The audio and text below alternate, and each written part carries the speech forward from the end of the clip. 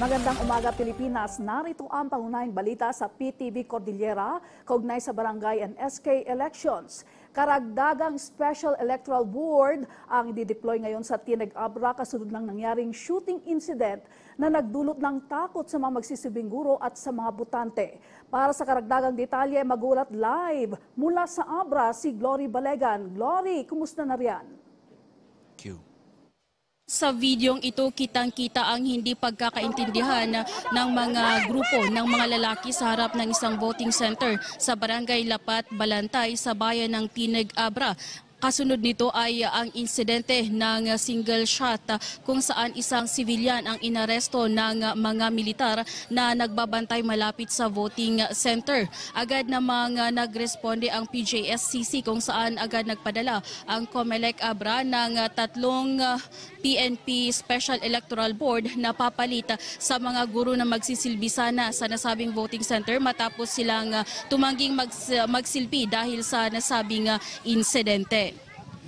Kahapon, bumisita dito sa lalawigan ng Abra si COMELEC Commissioner George Garcia at iba pang mga commissioners. Kasama ring bumisita si PNP Chief Police General Benjamin Acorda Jr. at iba pang opisyal ng kapulisan. Ayon kay Commissioner Garcia, ito ay show of unity ng komisyon at mga law enforcement agencies na magbabantay ngayong halalan. Nagsagawa sila ng first-hand assessment sa mga kumakalat na impormasyon sa social media na nagdudulot ng takot at pag-aalala sa mga mamamayan.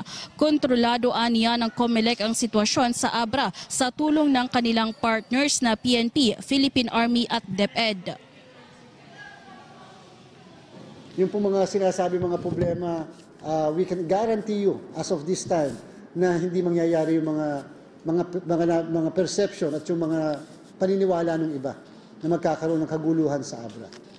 Ibibigay namin kung anong nararapat na security at saka yung mga in-anticipate natin na violence ay hindi mangyayari. Bagkus ito yung gusto naming ipakita ng Abra ay isa sa mga pinakamatahimik na halalan.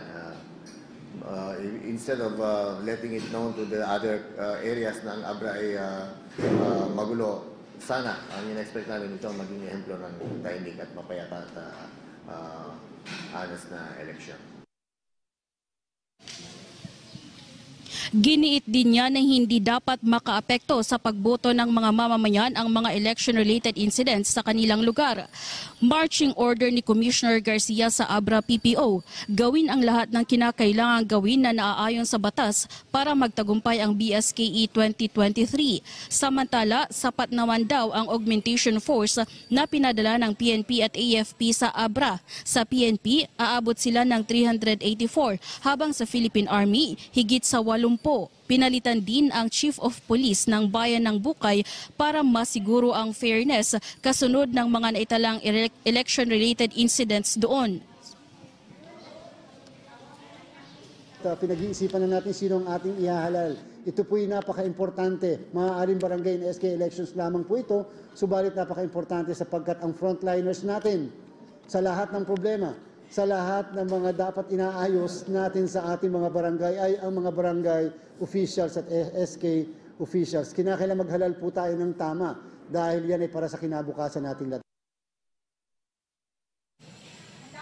As of October 29, 2023, 292 na ang mga BSKE candidates sa Abra na nag-withdraw ng kanilang candidacy. 61 naman ng mga pulis ang nagsisilbing special electoral boards. Sa kabuuan ay higit 185,000 registered regular voters at higit 67,000 na SK voters sa Abra.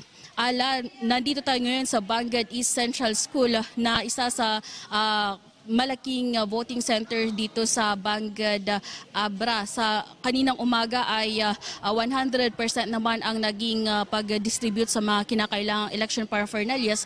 Bagaman may mangilan-ilan lalo na sa isang barangay sa Villaviciosa ang nakapagtala ng delay sa pag-start ng kanilang election dahil sa hindi naging magandang pag-manage ng mga guro sa kanilang election paraphernalia. And kanina ay may natanggap tayong balita na isang incumbent o isang unopposed na barangay captain candidate sa isang barangay din sa Tinag ang namatay dahil sa heart attack, kaya inaasahan na ang magiging number 1 kagawad ang papalit sa kanya ang madideclare bilang punong barangay. Glory, sa inyong pag-iikot sa mga polling center dyan, gaano kahigpit ang seguridad dyan? Kasunod lang nangyari nga sa Tinag Abra, dahil batay nga sa iyong ulat, mahigit 60 police personnel na nagsisilbi na ngayon bilang electoral board or special electoral board. Actually, Ala, dito sa lokasyon natin ngayon may isa tayong PNP Special Electoral Board, habang sa labas ng mga voting centers ay mahigpit na nagbabantay ang mga police personnel at mga ilang din mga armed or mga sundalo, lalo na sa mga areas or sa mga lugar na nasa areas of concern ng COMELEC, at mahigpit ang kanilang pagbantay para masiguro na hindi or walang mangyayaring masamang insidente na makakaapekto sa pagboto ng ating mga kababayan, Ala. So live mula dito sa Bangad, Abra, Glory Balegan para sa Bayan. Maraming salamat, Glory Balegan. Mag-ingat kayo riyan sa Abra. Yan ang balita mula dito sa PTV Cordillera. I-like at i-follow kami sa aming social media page na PTV Cordillera. Para sa PTV Balita Ngayon sa probinsya, ako si Ala Sunduan. Magandang araw.